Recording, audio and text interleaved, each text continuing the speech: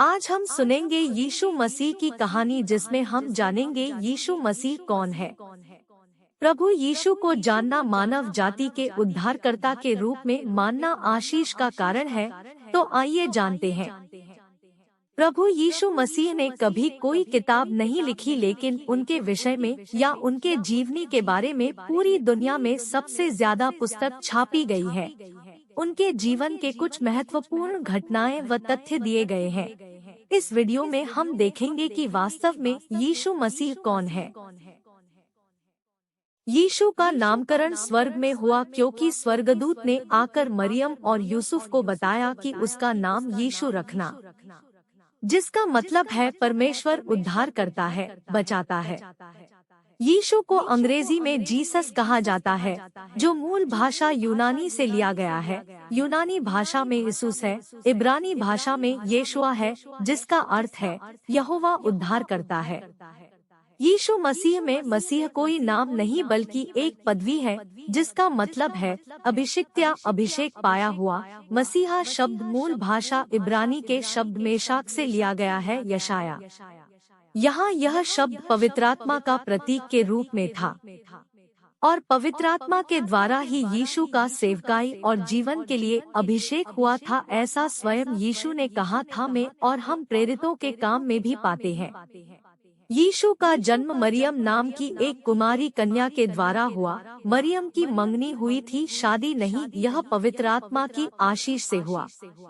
यीशु का जन्म की भविष्यवाणी पुराने नियम के लगभग सभी भविष्यवक्ताओं ने की थी और जो कुछ उन्होंने यीशु के विषय में कहा था वो सब अक्षरशः पूरा हुआ।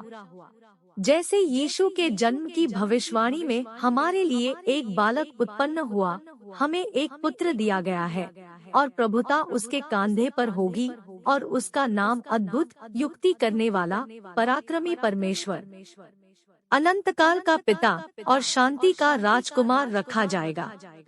उसके जन्म के स्थान की भविष्यवाणी। हे बेतलेहम एप्राता, यदि तू ऐसा छोटा है कि यहूदा के हजारों में गिना नहीं जाता, तो भी तुझ में से मेरे लिए एक पुरुष निकलेगा जो इसराइलियों में प्रभुता करने वाला होगा और उसका निकलना प्राचीन काल से वरन अनादि काल से होता आया है। उसके जन्म का चिन्ह इस कारण प्रभु आप ही तुमको एक चिन्ह देगा। सुनो, एक कुमारी गर्भवती होगी और पुत्र जनेगी और उसका नाम इम्मानुएल रखेगी। उसके जन्म की घोषणा वर्टिकल बार मसीह यीशु की कहानी। तब जिब्राइल स्वर्गदूत ने उनसे कहा, मत डरो, क्योंकि देखो मैं तुम्हें बड़े आनंद का सुसमाचार सुनाता हूँ जो सब लोगों के लिए होगा। उसके जन्म की राजशाही यहूदियों का राजा जिसका जन्म हुआ है कहाँ है? क्योंकि हमने पूर्व में उसका तारा देखा है और उसको प्रणाम करने आए हैं। यीशु मसीह के जन्म के विषय में लिखा है, मरियम ने अपने पहले पुत्र को जन्म दिया और उसे चरनी में रखा क्योंकि सराय में उनके लिए जगह नहीं थी। यीशु मसीह के जन्म दिन की खबर स्वयं स्वर्गदूत ने चरवाहों को दी थी और पूरा विवरण भी दिया कि बालक चरनी में कपड़े से लिपटा हुआ पाओगे। यीशु मसीह के माता पिता की आर्थिक स्थिति कैसी थी?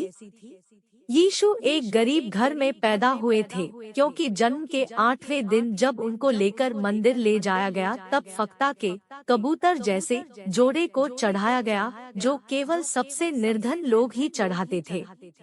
यीशु मसीह के जन्म के समय चिन्ह दिखाई देना।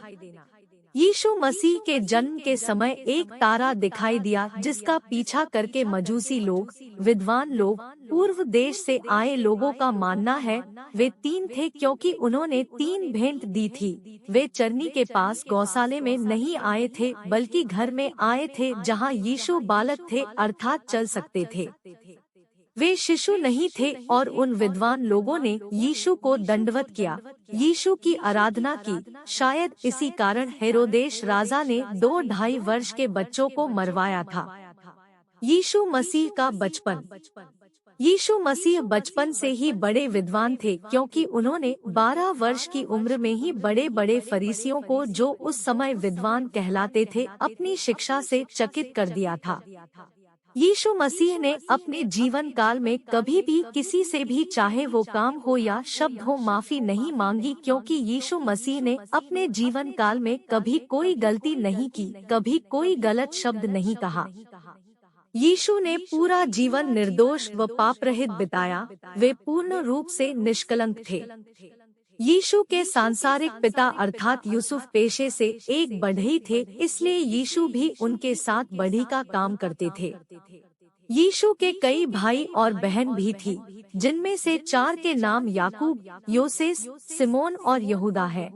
बहनों के नाम बाइबल में नहीं दिया गया। भाइयों में से याकूब बाद में कलीसिया का अगुवा भी बना। यीशु मसीह का बपतिस्मा। यीशु मसीह ने 30 वर्ष की आयु में यूहन्ना बपतिस्मादाता से यरदन नदी में बपतिस्मा लिया और पानी से बाहर आने के तुरंत बाद स्वर्ग से परमेश्वर ने कहा, "हम मेरा प्रिय पुत्र है, जिससे मैं अति प्रसन्न हूँ।" और यीशु पर पवित्रात्मा कबूतर के समान उतरा। यीशु बपतिस्मा के तुरंत बाद 40 दिन और रात निराहार उपवास किया और प्रार्थना किया, जहां शैतान ने उनकी परीक्षा ली, जिसमें यीशु ने पवित्र शास्त्र के द्वारा ही शैतान को परास्त कर दिया। यीशु ने उन 40 दिनों की उपवास और प्रार्थना के बाद लोगों के बीच अपनी सेवा शुरू की। उनकी सेवा काल में ऐसा कोई भी रोगी नहीं हुआ जो यीशु के पास आया हो और चंगाई न पाया हो, फिर वो बीमारी कैसी भी क्यों न हो। जब हम बात कर रहे हैं तो यह बात दर्शाती है कि यीशु ही परमेश्वर है। यीशु मसीह की शिक्षाएं। यीशु के उपदेश इतने प्रभावशाली होते थे कि उन्हें लोग रब्बी अर्थात गुरुओं का गुरु कहकर पुकारते थे।